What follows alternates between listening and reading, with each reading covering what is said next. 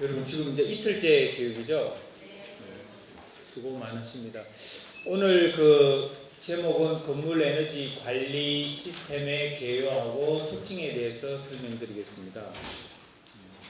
여기 지금 아마 내용에는 없는데요. 잠깐 설명을 드리면 건물에는 이제 에너지가 필요하잖아요. 이렇게 건물에 이제 그 골객이 서게 되면 그 빼대에 필요한 에너지가 공급돼야지 실내에서 우리가 여기 지금 이 강의실에 만약에 온도가 지금 22도다 그러면 22도를 맞추기 위해서 그 지금 외부의 온도가 만약에 뭐 지금 밖에 온도가 0도라든지 이랬을 때하고 이제 실내 온도 22도하고는 22도의 차가 나지 않습니까?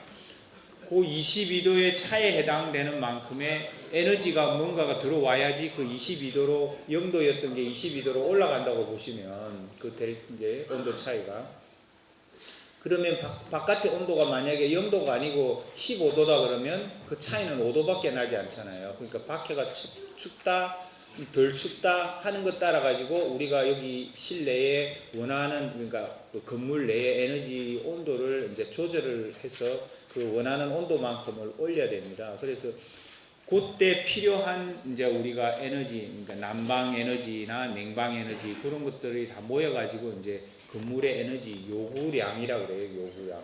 건물이 이제 요구되는 요구량이 되는 거예요.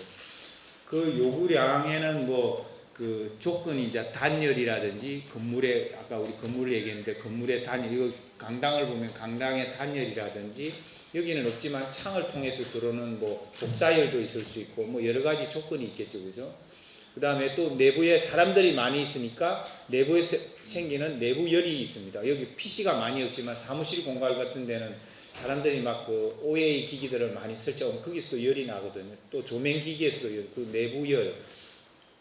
그 다음에 이제 뭐 그 아까 우리 전도도 저 복사 전도 뭐 그 다음에 또 그 대류 같은 거 또 실내의 온 환기 뭐 이런 것들이 다 이제 그 우리 말하는 에너지 요구량에 이제 영향을 미칩니다. 그래서 이 실안을 운영하는데 우리가 만약에 에너지 요구량이 이제 뭐 22도 온도 맞추기 위해서 지금 현재 봤을 때는 100이라는 게 요구된다. 그러면 그 100이라는 데는 요구되는 건물 에너지를 맞추기 위해 가지고 또 필요한 게 이제 에너지 소요량이 필요합니다. 에너지 소요량은 이 100이라는 게 필요한 그거를 맞추기 위해서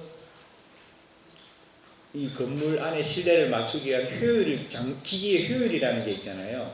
예를 들어 여기에 뭐 냉방 우리 히트를 이용해서 냉방을 돌린다 그러면 난방을 돌린다 그러면 그 효율이 만약에 80%짜리 장비다. 그러면 실제로 요구량은 100임에도 불구하고 80%의 효율을 내는 장비가 여기 설치됐다 그러면 약 125의 에너지가 필요하거든요. 그게 에너지 소요량이라고 합니다. 그러니까 에너지 소요량은 이제 효율하고 관련이 있습니다. 그래서 효율 좋은 장비를 쓰면 소요량이 줄어들고 또 나쁜 장비를 쓰면 소요량이 높아지고 하거든요. 그래서 그렇게 나오는 건물 에너지 소요량을 우리가 이제 그 2차 에너지 소요량이라고 합니다. 2차 에너지 소요량으로.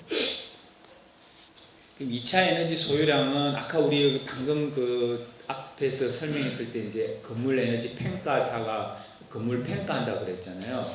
그 평가할 때는 건물의 효율이나 뭐 이런 거를 인정받기 위해서는 2차 에너지 소요량으로 계산하는 게 아니고 뭐 가지고 계산하냐면 1차 에너지 소요량으로 환산을 합니다. 단위 환산을. 그래서 1차 에너지 환산 계수가 있어가지고 그 계수를 이용해서 우리가 아까 얘기했던 2차 에너지 소요량을 1차 에너지 소요량으로 바꿔가지고 그 바뀐 것을 이제 건물 에너지 평가나 이런 거 할 때 사용하는데 그 2차 에너지가 1차 에너지 소요량으로 바뀌면서 하는 거는 만약에 여기에 우리가 아까 얘기한 그 요구량을 맞추기 위해서 에너지원을 뭘 쓰느냐에 따라서 그 아까 얘기한 1차 에너지 계수가 바뀌게 됩니다. 뭐 가스를 이용하느냐, 전기를 이용하느냐, 전기에도 또 종류가 많겠죠, 그죠? 수력 발전, 화력 발전, 뭐 화력 안에도 또 종류가 있고 원자력도 있고 그런 것들에 대한 개수들을 이제 바탕으로 해서 만들어집니다. 그래서 그게 되면 이제 1차 에너지 소요량을 해서 그 효율 등급 계산하고 이럴 때 이제 사용하거든요. 에너지원에 따라 가지고. 근데 아까 그 우리가 에너지 소요량을 이제 얘기했을 때 그 에너지 요구량이나 소요량이나 이런 거는 다 계산에 의해서 나온 겁니다. 그러니까 예를 들어 아까 그 에너지 소요량을 했을 때 뭐 효율이라고 했잖아요. 효율이라는 거는 장비의 효율이라는 거는 한 80% 될 것이다 하고 이제 장비를 우리가 도입할 때 장비 업체가 제공해주는 재원에 의해 가지고 만든 게 80%라고 하거든요. 그리고 또 온도라는 것도 아까 제가 그랬듯이 지금 실외가 0도고 우리가 원하는 요 안에 온도를 22도로 하고 싶다 그러면 그 차가 있는데 그 표준 온도 그러니까 예를 들어 월 단위 온도라든지 이런 게 평균 온도를 이제 예를 들어 계속된 그 추적된 온도를 가지고 그 계산에 의해서 표준 온도를 우리가 설정해서 해놓고 있거든요. 그런데 그런 온도라든지 효율이라든지 이런 게 실제 사용 이제 오늘 같은 날씨라든지 아니면 어제 같은 날씨라든지 아니면 뭐 그 작년에는 2월 달이 되게 따뜻했다든지 또 더 많이 추웠다든지 이런 거는 표준 온도가 우리가 대충 생각했던 어떤 표준 온도 개념에서 플러스가 되든 마이너스가 되면 그만큼 사용량으로 이제 늘어납니다. 그러니까 효율이 만약에 80%였는데 뭐 시간이 지나면서 따라서 장비가 효율이 떨어져 가지고 하면 그 에너지가 더 많이 소용되니까 사용량이 늘어나는 거고 또 표준 온도를 설정했던 가정했던 표준 온도가 만약에 그거보다도 더 높다든지 낮다든지 하면 그만큼 또 편차가 생기거든요. 그래서 그런 부분들이 다 감안돼 가지고 실제로 우리가 이제 그 전력량계라든지 아니면 각종 그 메타리를 측정을 해서 나온 값들은 이제 에너지 사용량이 됩니다. 사용량은 실제로 쓴 거잖아요. 그 사용한 거에 의해서 발생되는 거니까요. 근데 그 우리 건물에는 이제 아까 얘기했듯이 여기 지금 건물 에너지 관리 시스템에 이제는 아까 우리 효율 등급 표시하고 할 때는 냉난방, 급탕, 조명, 그 다음에 환기 뭐 그런 정도의 항목들을 가지고 이제 계산을 해서 나온 거거든요. 근데 실제로 우리 건물에 들어가면 이제 조명이나 뭐 환기나 냉난방 이런 거 외에도 급탕 외에도 또 쓰이는 게 뭐 특수 기기도 있을 수 있고 특수 기기라는 게 예를 들어 뭐 실험에 관련된 뭐 오븐이라든지 실험 기기라든지 이런 거는 또 그하고 건물에 실제하고 좀 차이가 나면서 그쪽을 위해서 특수하게 쓰는 건데 그것도 에너지를 쓸 거 아닙니까? 또 여기 건물에 이제 높은 건물 같은 경우는 엘리베이터라든지 이런 운반체가 있잖아요. 그런 것들이 또 쓰는 에너지 이런 것들이 다 모였을 때 이제 에너지 사용량이 됩니다. 에너지 사용량. 그래서 실제 우리가 계산했던 소요량이나 1차 에너지 소요량보다도 이제 많거나 작은 사용량이 실제로 생기는 이제 발생하는 에너지가 이제 에너지 사용량이라는 개념으로 보시면 됩니다. 그래서 여러분들이 아마 우리가 얘기했던 것처럼 요구량이라든지 2차 에너지 소요량이라든지 1차 에너지 소요량이라든지 또 건물 에너지 사용량이라든지 요 개념의 관계를 좀 이해를 하시고 이제 요 건물 에너지 관리 시스템의 개요라든지 이런 것들을 좀 접근하시면 조금 도움이 될 것 가지고 제가 말씀을 드렸습니다. 다시 말씀드리면 건물 에너지 요구량은 건물이 있으면 그 건물에 이제 그 여러 가지 팩터들에 의해서 계산돼 나오는 그 요구되는 그 설정 온도라든지 이런 걸 맞추기 위해서 필요한 요구량이 이제 에너지가 필요한 요구량이 되는 거고 그거의 효율이라든지 어떤 표준 온도 값을 넣어 가지고 한 거는 이제 소요량이 되는 거고 그거를 에너지 원으로 나누어 가지고 한 거는 이제 1차 에너지 그러니까 처음에 말한 그는 2차 에너지 소요량이고 그거를 1차 에너지 소요량으로 바꾸는 거는 그 에너지 계수를 이용해서 에너지 원별로 계수를 적용해서 하는 게 1차 에너지 소요량이고 그거를 이제 그것까지는 계산에 의해서 나온 것들인데 실질적으로 그 건물에서 사용하는 사용량을 기준으로 하는 게 이제 에너지 사용량인데 에너지 사용량은 아까 우리가 뭐 계산해서 한다는 그런 냉방, 난방, 급탕, 그다음에 환기, 조명 이런 거를 더 부가해서 뭐 엘리베이터라든지 어떤 부가적인 장비까지 포함해서 건물 전체가 쓰는 에너지를 이제 관리를 하고 하는 게 이제 사용량을 측정하고 결과가 나온 게 사용량이라는 개념으로 보시면 됩니다.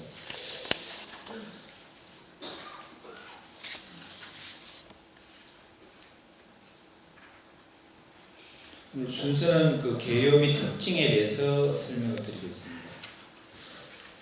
책자에도 이렇게 설명은 자세히 되어 있는데요. 제가 한번 읽어드리겠습니다. 건물 에너지 관리 시스템은 컴퓨터를 사용하여 건물 관리자가 합리적으로 에너지를 이용할 수 있도록 하고 건물 환경을 효율적으로 유지, 보존하기 위한 제어 관리 경영 시스템으로 1989년 IEA (International Energy Agency의 연구 평가회에서 국제적인 공용으로 지정된 게 건물 에너지 관리 시스템이라는 그 명칭을 썼습니다. 일본에 있는 공조 공기조와 위생 공학회에서는 이제 바스라는 게 빌딩 오토메이션 시스템이거든요. 건물 자동 시스템의 가동 상태, 개척, 적산 데이터를 수집 보관하고 데이터를 알기 쉽게 정리 가공하는 툴이라는 게 이제 도구가 되겠죠. 그 도구를 이용하여 자동 제어 시스템을 평가, 해석하는 행위라고 정의하고 있습니다. 또 이런 해외 여러 가지 이제 정의를 바탕으로 국내에서 이제 구축하고 있는 그 현황을 고려해서 건물 에너지 관리 시스템, 건물 에너지 관리 시스템을 이제 한글로 풀어놨었는데 보통 그 뱀스나 빌딩 에너지 매니지먼트 뱀스 하는 게 이제 건물 에너지 관리 시스템을 보시면 되고요. 건물 에너지 관리 시스템의 정의는 건물의 에너지 사용 현황과 설비 운전 이력을 분석하여 아까 제가 말했던 건물 에너지 사용 현황이라는 것은 에너지 사용량을 말합니다. 그 소요량이나 요구량 컨셉이 아니고요. 실제로 사용한 사용 현황과 설비 운전 이력을 분석하여 설비, 요런 설비 및 건물 에너지 관련 작동 기기에 대해 최적 운전 정보를 제공하고 최적 경영 전략을 수립하여 에너지 절감을 구현하는 시스템이라고 보십니다. 그래서 그림에 있는 것처럼 그림에 있는 자료는 우리 정부 기관에서 이제 만든 자료에 있는 내용인데요. 제가 참고해서 설명드리면 기존 바스 시스템이 에너지를 이렇게 쓴다 그러면 에너지를 쓴다는 얘기는 온실가스를 배출하게 되지 않습니까? 근데 이제 이게 그 뱀스라는 건물 에너지 관리 시스템의 툴 안에 들어오게 되면 이런 손실되는 에너지라든지 뭐 저효율 운전 소비 에너지라든지 이런 항목들은 이제 빠져나가고 정상적으로 소비돼야 될 에너지만 이제 남기는 이제 어찌 보면 에너지 관리를 효율적으로 해서 요만큼을 세이빙을 하고 이런 요소들 빨간 색깔, 청색깔의 색깔들은 이제 제거되고 해서 효율적 관리를 해서 요만큼 최적화된 운전을 사용해서 에너지 관리 활동을 하는 어떤 시스템으로 뱀스를 건물 에너지 관리 시스템을 사용하신다 그렇게 보시면 되겠습니다. 그러면 건물 에너지 관리 시스템이 왜 필요하게 됐느냐? 여러분들 그 지구 온난화 지금 겨울이라서 추운데 온난화 얘기한다고 그러지만 실제로 많은 기후 변화나 이런 것들은 지금 지구 온난화에 의해 가지고 많이들 일어나고 있습니다. 그래서 그 속도라든지 그 경향이라든지 이런 데 지구 전체 환경에 아마 관심이 많이 커지고 있습니다. 그래서 어떻게 하면 우리가 에너지를 효율적으로 잘 사용할 수 있을까 하는 것에 대한 것들에 또 그와 더불어 계속적으로 산업화라든지 뭐 교통 이런 거에 의해서 에너지를 많이 쓰다 보니까 천연 자원의 소모가 급격히 늘어납니다. 그래서 에너지 비용도 상승하고 또 그게 병행해서 이제 자원은 또 고갈되어 가고 있고 그래서 저희들만 쓰고 이렇게 지구 위에서 살 동안에 쓰는 게 아니고 또 우리 후손이나 또 후손들이 계속적으로 이 지구상에서 사용할 수 있고 그런 환경을 만든다는 게 중요하겠죠. 그래서 그런 부분들에 대한 것들이 관심이 늘어나고 있고 그 다음에 이제 저희 나라도 마찬가지입니다. 중국이라든지 인도라든지 이런 인구가 많은 나라에서는 옛날에는 이렇게 농촌 지역이 상당히 많이 넓게 퍼져 있었는데 지금은 이렇게 큰 도시, 우리 서울이라든지 부산이라든지 인천이라든지 이런 큰 도시처럼 100만 명 이상의 인구를 모이는 그런 도시들이 막 늘어납니다. 그래서 중국만 해도 그런 도시들이 계속적으로 늘어나고 있고, 이런 거대 도시들, 메가시티, 도시화 현상이 급속도로 진행되면서 각종 기반 시설의 이제 변화가 또 요구되고 있습니다.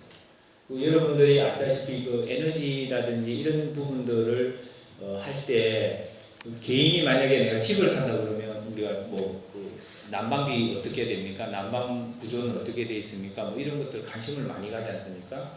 또 장비를 예를 들어 집에 쓰는 가정기구를 살 때도 효율 등급이 얼마입니까 하는 것을 보고 사듯이, 이런 개인적인 어떤 결정하는데도, 또 어떤 정치적으로도 결정하는데도, 아니면 산업적으로도 이 산업을 할 것인가 안 할 것인가 하는 결정하는데도 이런 에너지 환경에 관련된 요소들이 영향을 미치고 있습니다, 사실은.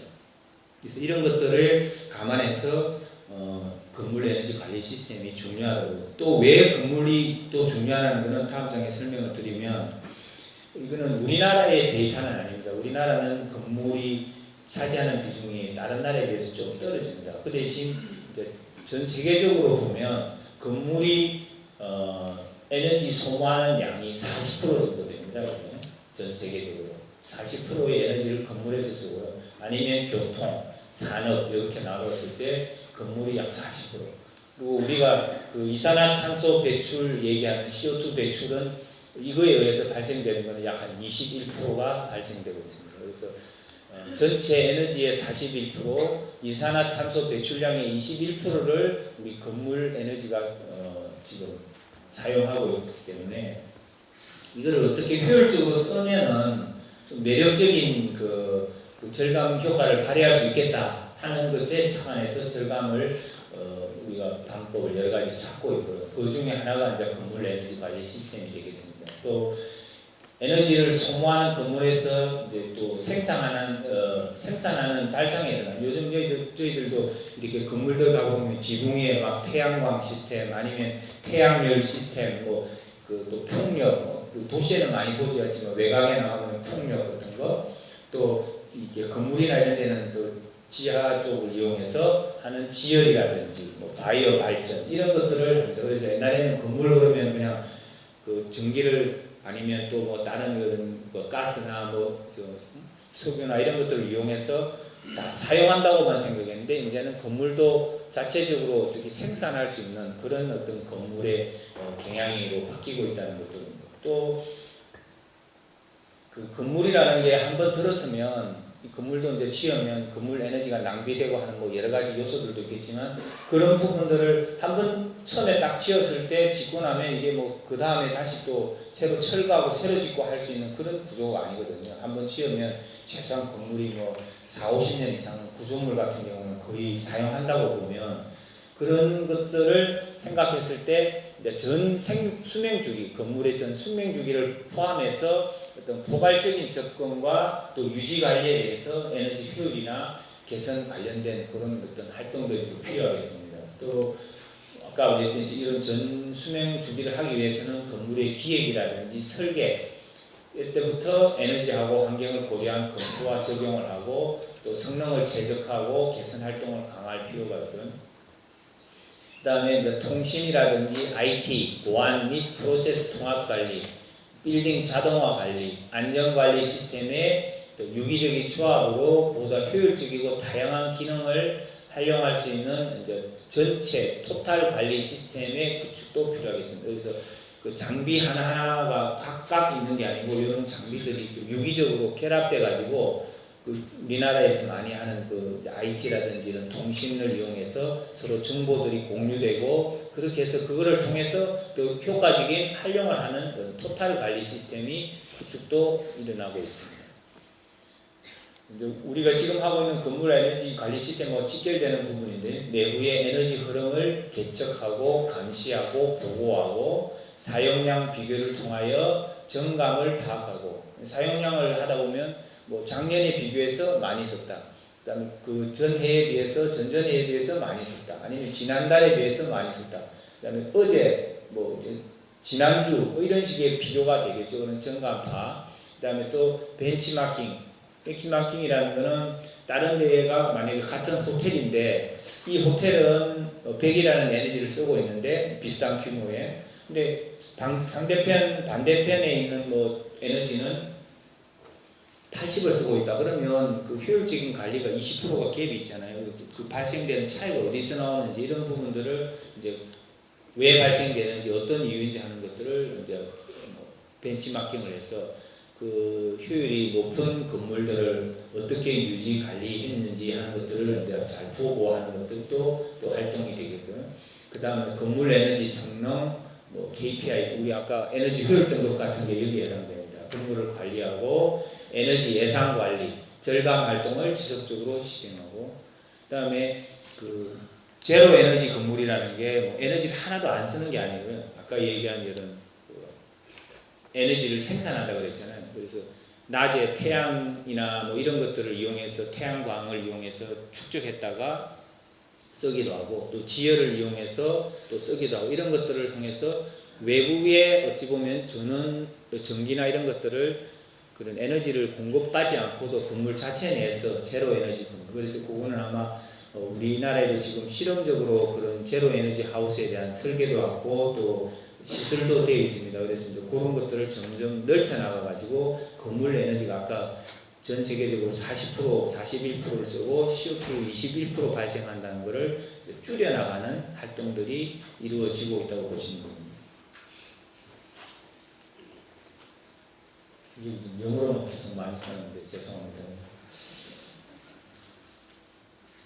그 건물엔 이제 우리가 그 건설을 하고 사용하고 또 유지 관리하고 또 이제 우리 개보수라고 그러죠. 리노베이션도 하고 그 다음에 이제 철관, 디몰리션을 하는 이런 과정들을 거치게 됩니다. 근데 그 여기에 이제 인풋되는 것을 최소화하고 그러니까 최소의 투입, 에너지도 가장 작게 써서 이런 전 과정을 마치고 또 이런 재료 부분도 로 머티리얼도 최소화하고 물의 사용도 한번 들어간 건물 안에 들어간 물은 뭐 우리 중수라든지 이런 이용해서 하듯이 우수 이런 것도 이용하고 이래가지고 물을 재활용해서 하는 물의 어떤 낭비, 뭐 그다음에 토지 관한 것 이런 것들을 다 최대한 리사이클링을 해서 이런 또 이렇게 하다 보면 리사이클을 통해서 하다 보면 이제 아웃풋도 인풋이 작았기 때문에 아웃풋도 최소화되는 뭐 소음, 그다음에 어찌 보면 그 배기 각종 그런 물 같은 것도 이제 그 배출되는 물의 토양의 그다음에 뭐 각종 그 쓰레기 같은 이런 것들을 다 최소화하는 것들이 이제 이 건물 관리의 효율적인 관리가 되겠습니다. 그래서 이런 부분에 관심들이 이제 높아지면서 개발하고 이제 보급 확대에 대해서 건물 에너지 관리 보급 활성화 방안을 제2차 녹색 성장위원회에서 이명박 대통령 계실 때 이제 녹색 성장위원회가 만들어지고 거기에 각종 회의들이 있는데 그 2차 녹색 성장위원회 회의에서 상정이 되어 있고요. 그다음에 그 건물 에너지 관리 시스템의 기술 표준화라든지 인정 기반을 마련하고 또 KS 표준화, 기술 기준 제정, 그다음에 성능 수준별 인정제 마련 이렇게 이제 해서 인정 기반을 마련하게 되고 그다음에 기술 개발이라든지 전문 인력을 양성해서 그 ICT는 인포메이션 커뮤니케이션 이제 정보 통신 관련 이런 것들 기술을 이용해서 기술 개발과 또 전문 인력 양성을 추진하고 있습니다. 그리고 이 보급 이제 그 건물 에너지 관리 시스템을 빠른 속도의 보급을 촉진하고 또 신규 시장을 만들기 위해서 각종 동기 유발할 수 있는 인센티브를 또 주고 있고 공공기관이 또 거기에 리딩 역할을 해서 선도해서 공공기관이 설치하고 또 신규 사업 모델을 창출하고 그래서 국내에서 여러 가지 실적을 바탕으로 해서 이제 세계 시장에도 또 나가서 하고 하는 부분들을 이제 나름대로 개발하고 또 보급 확대하는 계획에 잡혀 있습니다.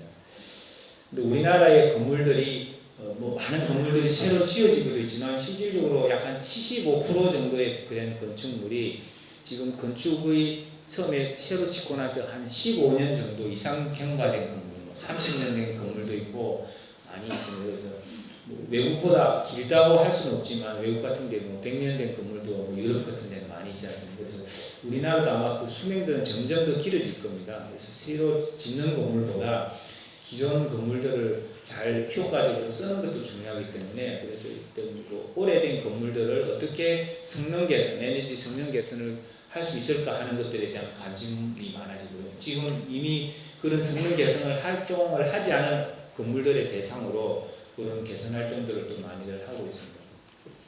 그래서 이런 것들을 통해서 건물 운영의 에너지 효율화라든지 온실가스 배출량 감축에 이제 활용할 수 있도록 하고 있습니다.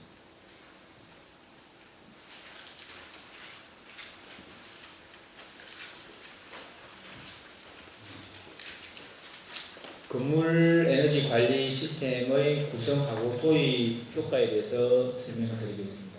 제가 이거 간단히 또 한번 읽어드리면요. 일반적으로 건물 에너지 관리 시스템, 그 건물 에너지 관리 시스템이라고 하는데 이건 뭐로 구성되어 있냐 하면 하드웨어가 있고, 하드웨어는 건물 안에 냉방이나 난방 설비, 조명, 환기, 설비 등의 에너지 사용량 데이터 및 장비별 운전 데이터를 집계할 수 있도록 전력량계, 유량계, 열량계, 센서를 설치하고 이게 이제 하드웨어 부분이 되겠습니다. 이를 통신망으로 연계하여 모니터링하는 부분이고요. 수집된 정보를 이용해서 이거는 이제 데이터만 모집만 하는 거잖아요. 감시만 하고 있다가 그다음에 수집된 정보를 이용해서 에너지 원별, 그다음에 장비별, 수요처별, 그다음에 건물의 층별, 소비량을 분석한 뒤에 수요처별 기기 운전 상황, 온습도, 그다음에 이산화탄소 발생량, 그다음에 조도 분석, 조명은 이제 조도라는 게 있잖아요. 조도 분석을 해서 제어 시스템에 반영하는 거예요. 그래서 반영해서 절감할 수 있는 것들은 절감하고 또 그 성능을 올려야 될 것들은 또 조절해서 올리고 하는 그런 어떤 행위를 하게 되고요.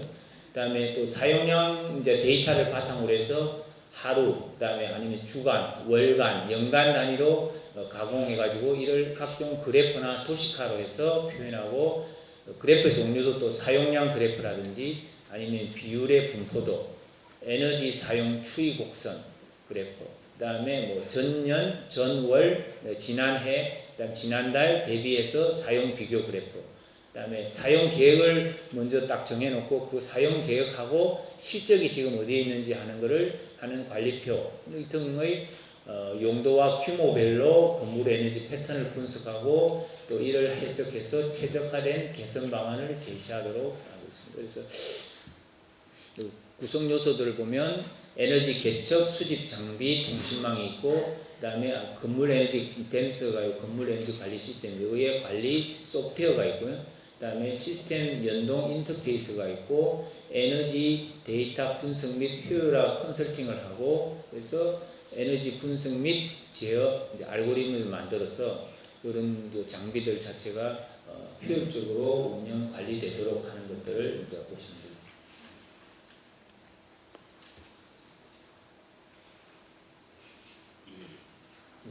그 건물에는 보통 이제 이런 큰 건물이겠지만 대부분의 건물들은 빌딩 자동 제어 시스템을 설치합니다. 그러지 않으면 그 개인적으로 끄고 켜고 집에 만약에 에어컨이 있다 그러면 에어컨을 내가 뭐 요즘은 보통 에어컨이 이제 옛날에 에어컨하고 달라가 뭐 켜기만 하면은 온도나 이런 것들을 맞춰주면 자기가 알아서 이제 켜지고 또 꺼지기도 하고 또 뭐 온도가 다시 그 범위를 벗어나면 이렇게 켜지고 하면서 이렇게 되잖아요. 근데 그게 건물 하나하나가 실 하나하나가 아니고 큰 건물에는 그런 것들이 여러 개 있다 그러면 그거를 자동적으로 그 시스템에서 관리를 해주거든요. 그런 것처럼 이런 자동으로 관리하는 시스템이 이제 빌딩 오토메이션 시스템들입니다. 이런 시스템들을 활용해서 건물을 관리하게 되는데요. 그래서 이런 건물 관리를 하게 되면 이제 건물주 측면에서는 또 운영자 측면에서는 또 그 건물에 입주해 있는 입주자 측면에서는 어떤 효과를 갖고 있느냐 보면 건축주 측면에서는 에너지 절감형 건물이라는 인식으로 인하여 건물 임대 활성화, 그러니까 임대하는 건물주 같으면 임대 활성화에 기여하며 에너지 비용을 최소화하고 또 그린 빌딩 이미지에 따른 건물 자산 가치, 그러니까 건물의 이제 가치가 또 향상되고 또한 실시간 운영으로 유지 보수 관리비라든지 인건비 절감 등 추가적인 효과도 예상되고 있습니다. 운영자 면에서는 효율적인 운전과 자동 고장 진단 등의 기능으로 설비의 효율 향상, 그다음에 수명 연장이 가능하고 건물의 특성을 고려한 운영 지침이 제공되고 있습니다. 운영자 측면에서도 그 수명 연장을 통해서 건물의 특성을 충분히 살릴 수 있는 그런 어떤 그가 가능하게 되고요. 또 이제 여기에 들어와 있는 입주자 입장에서는 쾌적하고 건강한 환경을 제공함과 동시에 에너지 비용 절감 효과를 누릴 수 있도록 정성적 또 정량적 관리가 가능하도록 이렇게 시스템이 이제 아까 이제 건물 자동 건물 에너지 관리 시스템이 구축이 되면 이런 부분들이 이제 설명드렸던 내용처럼 구축이 되겠습니다. 중요 사항을 좀 짚어주세요. 네? 중요한 사항을 좀 짚어주세요. 네, 알겠습니다. 그 건물 에너지 관리 시스템의 이제 도입 구성하고 도입을 다시 또 보면 우리가 일반적으로 건물이라는 데가 이제 아까 우리 저 건물 뭐 소요량, 요구량, 또 사용량 이런 얘기도 있잖아요. 근데 에너지 사용량이 이제 100%라고 했을 때 유지 관리 시스템이 없으면 이제 항상 이 100%라는 조건으로 이제 이렇게 간다고 보시면요. 에너지 모니터링이 없는 그냥 유지 관리 시스템만 구축해서 그러니까 이제 유지 관리는 하는데 에너지 모니터링을 하지 않으면 에너지 당초에 한 뭐 70 몇 프로로 시작했던 에너지 사용량이 점점점 시간이 지나면서 높아집니다. 근데 이제 에너지 모니터링을 하다 보면 전달이나 뭐 전월이나 전월인 이런 것들을 계속 비교하다 보니까 좀 올라갔다 내려갔다 하는 이런 어떤 형태를 취하고요. 근데 이제 에너지 효율화 장치라든지 이런 것들이 적용된 유지관리 시스템을 쓰게 되면 건물들이 점차적으로 에너지 소요량이 에너지 사용량이 점점 줄어드는 형태를. 그래서 그 얘기가 뭐냐면 요즘 저희들 LED 조명들 많이 얘기하지 않습니까? 예를 들어 큰 사무실 같은 데는 에너지를 많이 쓰는데 그게 조명 에너지가 많이 쓰이거든요. 그 조명 에너지를 그 LED 등으로 교체를 하면 뭐 2분의 1의 그 전력 소모를 하면서 같은 밝기를 낸다 그러면 이런 것들을 하게 되면 그 에너지 사용량은 그 위에 만약에 차지하는 비중이 얼마였다 그러면 그런 것들에 의해서 이런 장비들 또 뭐 보일러라든지 냉동기라든지 이런 것들을 설비 교체를 통해서도 계속적으로 되고 아까 얘기했듯이 이런 것들을 그 장비 교체만 하는 게 아니고 효율적으로 운영 관리하는 건물 에너지 관리 시스템하고 같이 움직이면서 하다 보면 건물은 당초에 처음에 쓰였을 때보다 장비의 어떤 효율 개선이 되면서 점점 더 줄어드는 그런 경향을 띠게 되겠습니다. 그래서 이런 활동들이 필요하다는 게 이 그래프에서 보시다시피 아마 그런 그 건물 에너지 관리 시스템의 도입에 대한 어떤 효과라고 할 수도 있겠습니다.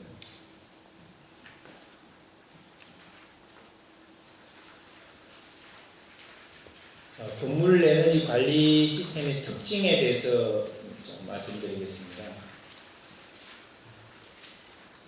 기존의 이제 에너지 절감 시스템이 주로 이제 바스라고 아까 빌딩 오토메이션 시스템을 통해서 이런 에너지 매니지먼트 서비스를 구축해 왔거든요. 근데 이제 이런 건물 에너지 관리 시스템을 통해서 하게 되면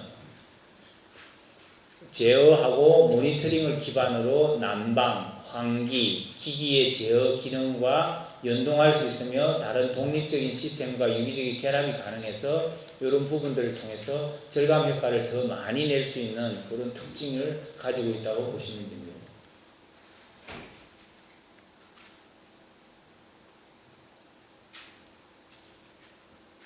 이 그림은 아까 처음에 제가 시작할 때 설명드렸던 것처럼 이제 이런 에너지원을 바탕으로 뭐 전기라든지 가스라든지 이런 부분들을 바탕으로 이제 에너지원이 있고요. 이 에너지원이 이제 변환을 해서 난방, 냉방, 환기, 조명, 그다음에 뭐 급탕 이런 위생 관련된 이런 부분들을 해서 변환돼서 사용이 됩니다. 그래서 이거는 이제 빌딩 관리 시스템에 의해서 사용자들이 쓰고 되고요. 또 이 부분은 이제 공장이라 그러면 프로세스가 있을 거 아닙니까? 공정에 들어가는 각종 관리. 그래서 그런 부분들에 관련돼 있던 또 프로세스를 하기 위해서 또 이 부분은 또 사용하게 되고 이런 부분들이 다 모였을 때 이제 나중에 이제 끝나고 나면 어찌 보면 폐기물이 이제 나와가지고 빠져나가는 그런 형태로 보시면 되는데, 그래서 건물의 계약적인 에너지 흐름은 에너지 발생원이 변환과 분배 공급 장치를 통하여 분배하는 그런 장치들을 통하여 건물 내의 난방, 냉방, 환기, 조명, 위생 등의 빌딩 관리 시스템을 운영하고 핵심 및 주변 프로세서, 이제 코어 프로세서가 핵심 프로세스인데요. 그 주변 프로세서, 그 다음에 IT와 통신 관련 등의 프로세서 관리 시스템을 운영하기 위한 에너지로 이제 사용을 하게 되어 있습니다. 그래서 요 에너지원이 들어와서 이런 그 빌딩 관리 시스템에 필요한 에너지원으로, 또 이런 그 프로세스 관리 시스템에 필요한 에너지원으로 사용돼서 나중에 이제 폐기되는 그런 어떤 형태로 보시면 되겠습니다.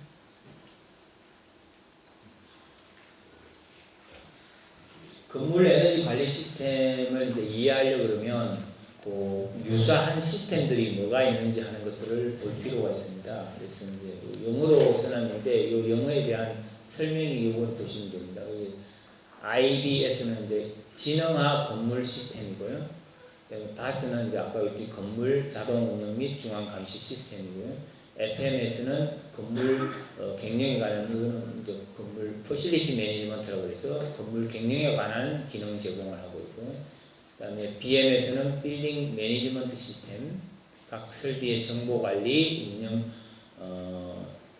효율적인 운영에 관한 내용을 하고, 그다음에 EMS는 에너지 매니지먼트, 설비의 에너지 사용 절감에 대해서, 요 앞에 B가 붙은 게 이제 BMS, BEMS입니다. 그래서 잘못됐는데 에너지 사용 절감 및 시설의 최적화, 이거 에너지로 고쳐주십니다. 에너지 사용 절감 및 시설의 최적화 운영을 위해서 이런 목적으로 만들어집니다. 그래서 그 설명은 이제 IBS는 주로 설비, 조명, 엘리베이터, 방범, 방제 등 이제 통합 관리하는 시스템이고요.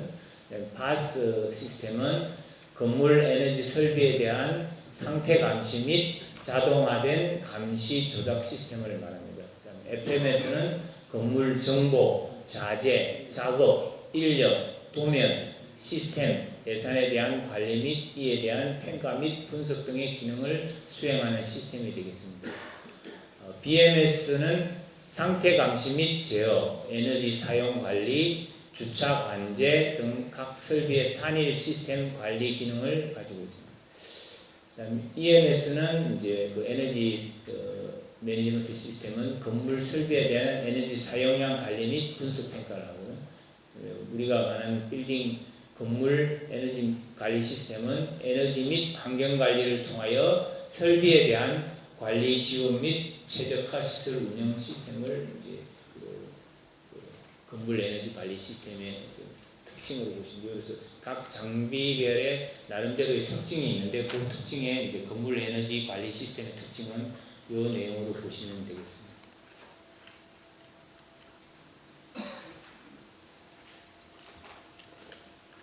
건물 에너지 관리 시스템이 그냥 단일 건물에도 사용될 수 있고 또 넓은 지역에도 사용될 수 있습니다. 그래서 단일 건물의 건물 에너지 관리 시스템은 이제 건물 내에 관련 사항을 표시하고 또 데이터를 자동적으로 수집하고 집약하고 보존하여 그 기능을 분석할 수 있는 시스템이 되겠고요. 그래서 건물 하나의 시스템, 단일 건물 에너지 관리 시스템이 되고요. 거기에 관련되어 있는 건물에 관련되어 있던 각종 상황을 표시하고 데이터를 자동적으로 이제 수집해가지고 보존하고 그 기능을 또 분석을 통해서 활용하는 그런 형태가 되고 있습니다.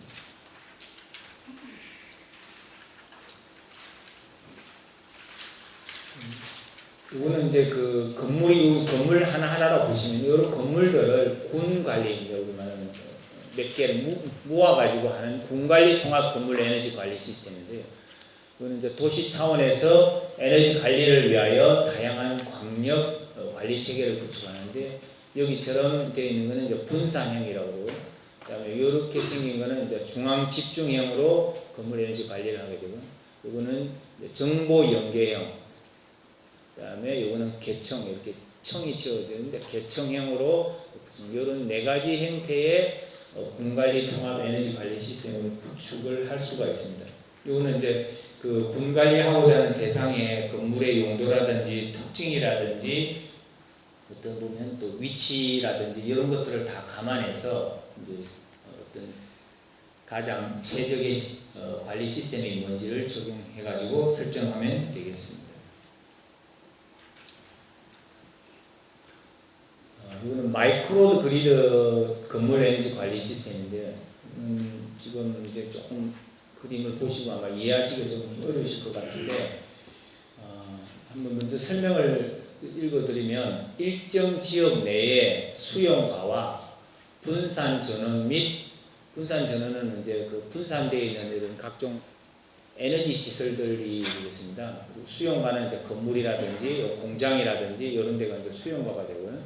및 신재생 에너지원, 그다음에 에너지 저장 장치 등을 갖춘 마이크로 그리드의 제어 기능과 건물 에너지 관리 시스템의 제어 기능을 일치함으로써 연계 운전을 평가하는 방식입니다. 그래서 이런 것들의 건물 수용가들이 각종 그 분산 전원이나 신재생 에너지원, 그 다음에 에너지 저장 장치 등과 해서 통신망을 통해서 이제 유기적으로 움직일 수 있는 그런 연계 운전을 해서 하는 시스템들을 이제 마이크로 그리드형 건물. 그래서 스마트 그리드라는 얘기 아마 혹시 들어보신 적 있습니다. 스마트 그리드, 그 다음에 스마트 빌딩 이런 것들이 다 이제 여기에 해당되겠습니다.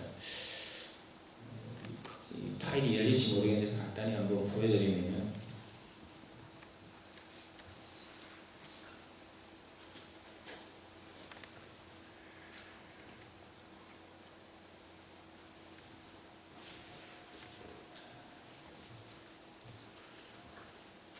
이게 지금 건물이잖아요, 건물. 근데 건물에 이제 아까 했듯이 이런 태양광도 있고, 뭐 풍력도 있고, 그리고 이제 물을 저장해서 물의 어떤 그 온도 저장 온도를 또 잘 활용해서 하고 있고, 이거는 이제 빙축열 같은 거 있잖아요. 우리 얼음 만들어서 여름에 막 한창 들어갈 때 하는 뭐 빙축열 같은. 그래서 지금 화면이 어두워지는 거는 시간대에 따라서 지금 시간이 바뀌고 있죠. 시간의 따름에 따라서 예를 들어 태양광은 밤에는 안 움직이잖아요. 그죠? 켜고 싶어도 못 켜잖아요. 태양광 발전을 못 하니까. 태양광의 발전은 중단되는데 풍력은 뭐 낮이나 밤에 다 돌아간다. 그러면 그때 상황에 맞춰서 이런 그 시간대에 따라서 어떤 에너지를 쓸 거냐. 여기는 지금 먼저 우리가 말하는 발전소에서 변전소에서 이렇게 들어오고 앞으로 자동차가 뭐 휘발유를 쓰는 자동차가 아니고 우리 전기차 얘기 많이 하지 않습니까? 전기차 안에는 배터리가 있잖아요. 그래서 배터리에 저장했다가 그 저장된 것을 다시 되팔기도 하고, 그래서 그 전기차를 언제 하려면 지금 조금 이제 밝아졌다는 얘기가 아침이 됐다는 얘기네요. 그죠? 그래서 태양광이 지금 막 움직일 수 있는 모드가 돼요. 그래서 이런 어떤 요소들을 갖추어가지고 하는 게 결국은 이제 스마트 그리드, 스마트 빌딩 뭐 하는 그런 개념이 되겠습니다. 참고적으로 이 개념에 의해서 이제 만들어진다고 보시면 됩니다. 앞으로 도시나 건물이나 이런 것들은 이제 이런 형태의 건물이나 도시의 어떤 발전이 점차적으로 일어날 수도 있습니다.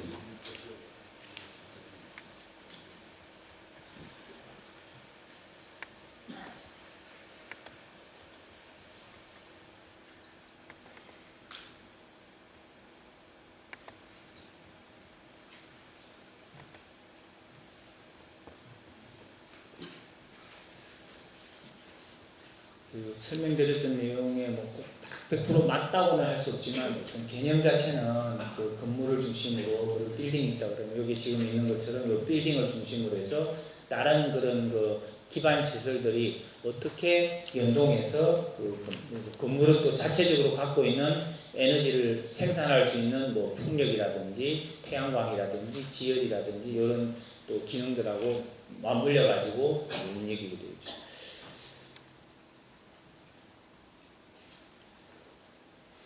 건물 에너지 관리를 이제 하다 보면 이제 데이터가 이제 우리 말하는 아까 이제 각종 메타라든지 센서라든지 이걸 통해서 그 데이터를 정보를 받지 않습니까?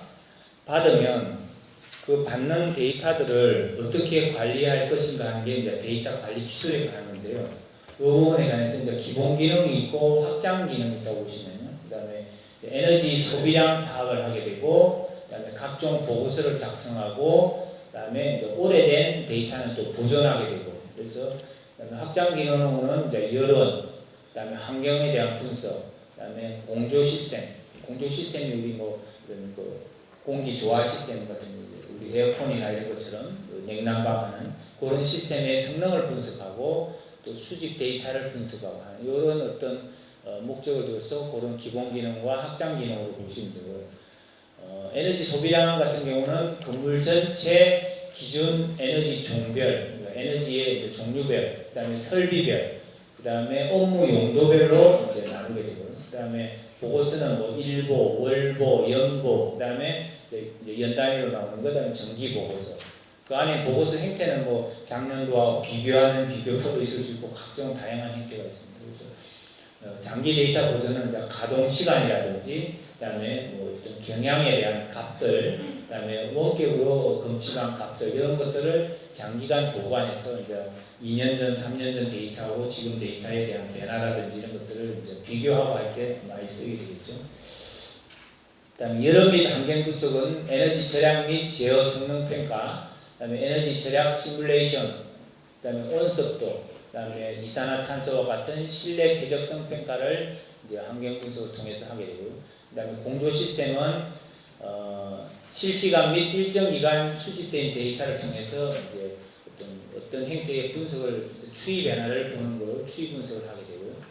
그다음에 수집 데이터 분석은 이상한 데이터에 대한 그 데이터 검출 데이터, 그다음에 통신 상태 감시, 뭐 사용량 집계, 그다음에 분석, 뭐 이런 어떤 수집 데이터 분석이 되겠습니다.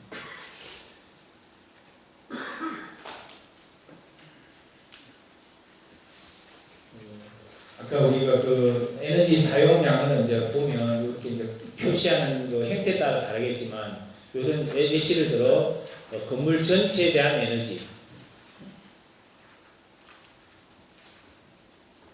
맨 위에 있고, 거기에 따라서 이제 여론별로 나누어 가지고 여론별 에너지에 대한 것들을 또 분석할 수 있고, 그 다음에 또 장비별로 또 나누어서 분석할 수도 있습니다. 그래서 어떤 장비가 있는데 그거의 어떤 그 내용에 대한 것들을 이런 식으로 분석에 관한 어떤 내용들을 이제 분석 툴을 통해서 쉽게 볼 수 있도록 이런 분석 화면을 이제 제공하고 있습니다. 아마 마지막 장 같은데요. 건물 에너지 관리 시스템을 이제 설치를 해야 되잖아요. 그런데 이제 구축하는 단계나 또 고려해야 될 사항이 뭔지 하는 것들을 설명을 드리면, 크게 그 구축 단계는 이제 7가지 단계로 보시면 됩니다. 7가지 단계. 아까 누가 중요한 부분이 뭐냐 하는데 7가지 단계는 좀 기억해 주시면 좋겠습니다. 그래서 총 7개 단계로 구분되고, 그다음에 건물 에너지 흐름 파악을 시작으로 해서 구축 후의 운영과 검토 과정 순으로 이렇게 진행되겠습니다. 그래서 1단계부터 이제 7단계까지 있고요. 그래서 1단계가 이제 가장 먼저 해야 되는데, 건물의 에너지 사용 현황이라든지 흐름을 파악하게 되죠. 이게 건물에 지금 사용하고 있는 현황은 어떤 건지, 그럼 또 어떤 그 에너지 흐름을 타고 뭐 가고 있는지 하는 것들을 파악하는 게 되고, 그다음에 2단계는 이제 개척, 그다음에 베이스라인이라는 이제 기준으로 보시면, 기준 라인이 만약 이 건물 안에 뭐 보통 어느 정도 쓰더라 하는 게 이제 기준이 있을 거 아닙니까? 그 기준에 관련된 거를 이제 우리가 그런 베이스라인을 이제 설정하게 되고요.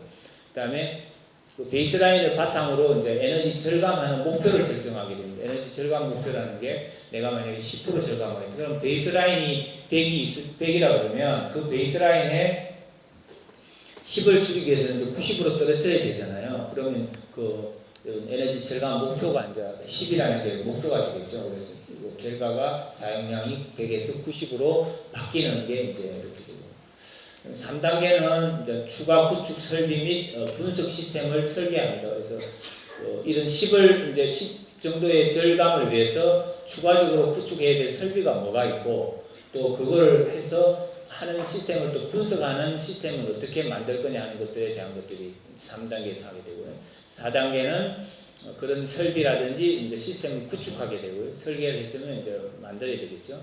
그 다음에 5단계는 설정된 목표 도달을 위한 운영하고 운전 감시를 합니다. 그래서 이제 우리가 그 절감하고자 하는 목표 설정된 값을 도달하기 위해 가지고 어떻게 운영할 것이며 또 어떻게 운전하고 있는지에 대한 그를 이제 항상 모니터링을 하게 되죠. 감시를 해서 그 결과의 계속적인 트렌드를 볼 수밖에 없잖아요. 그래서 그렇게 하면 이제 6단계는 실내 환경 및 성능 추이를 분석하고 절감만 한다고 해가 적이고 나니까 실내 환경이 문제가 있다는 이러면 안 되잖아요. 그래서 각종 실내 환경이라든지 성능에 관한 것들을 추이를 분석하고 그다음에 에너지 절감 효과에 대한 어떤 평가도 하고 이런 게 이제 6단계에서 하게 되겠습니다. 그래서 7단계는 목표 달성 여부를 검토하고 또 개선 사항을 파악하고 그래서 뭐 예를 들어 어떤 부분은 좀 이렇게 고쳐야 되겠다든지 이런 내용이 나오면 그럼 다시 그 부분에 관련된 개선 사항을 파악해서 이제 실행하고 하는 것들을 통해서 전체적으로 1단계부터 7단계까지로 이렇게 나누어서 건물 에너지 관리 시스템을 이제 구축을 하게 됩니다. 이때 이제 보통 고려해야 될 사항은 건물 에너지 관리 시스템 운영을 위한 이제 컨설팅, 그다음에 도면 검토 사항, 그다음에 타공정 협조 사항.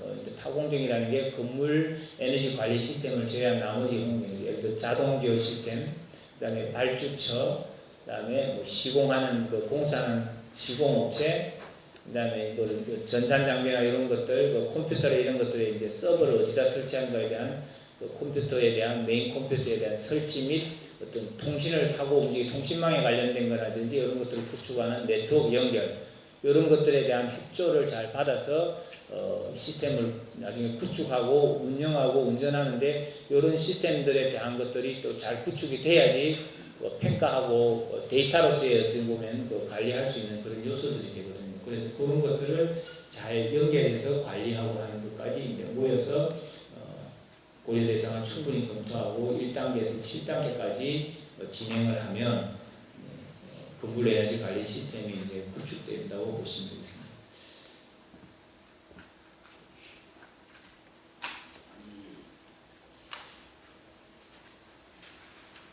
앞에서 간단하게 한번 주요 부분을 설명을 다시 드리면 처음에 있는 그 건물 에너지 관리 시스템의 정의에 대해서 여러분들이 좀 잘 이해를 하시면 좋겠고요.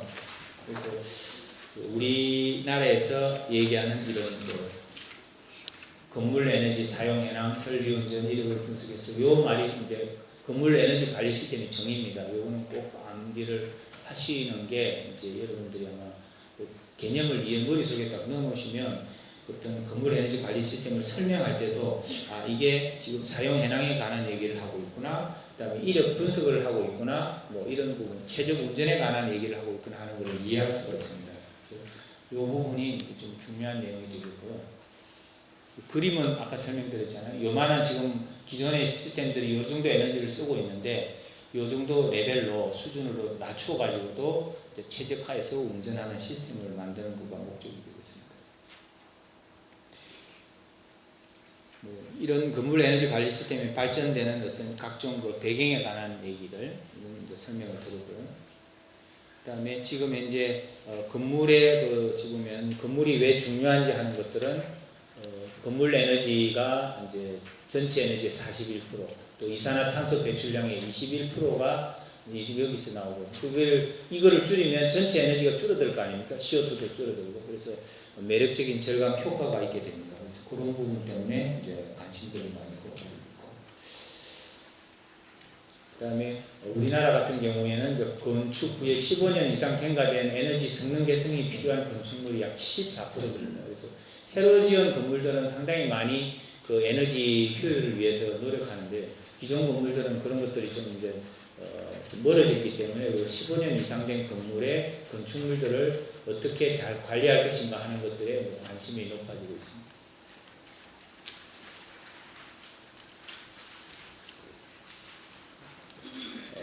건물 에너지 관리 시스템의 구성 요소에 관한 것들을 이제 요건 설명을 해놨고요.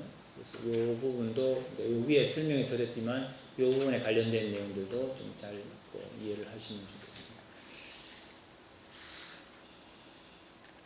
그리고 건축주 측면이나 운영자 측면, 입주자 측면에서 어떤 그 효과가 있다 하는 것들을 충분히 이해하시면 왜 건물 에너지 관리 시스템을 도입을 하는지, 건축주는 어떤 것을 혜택을 얻고 운영자는 또 입주자는 어떤 것에 그 이익을 얻을 수 있는지 하는 도입 효과가 뭔지 하는 것을 설명한 이 세 측면에서의 관리가 중요하겠습니다.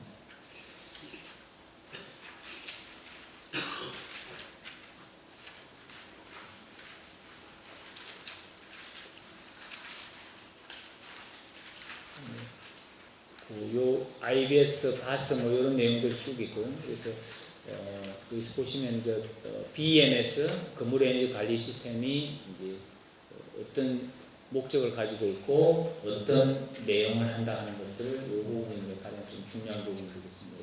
그래서 BEMS 건물 에너지 관리 시스템이 목적하는 설명이 뭐다 하는 것들을 아시면 좋을 것 같아요.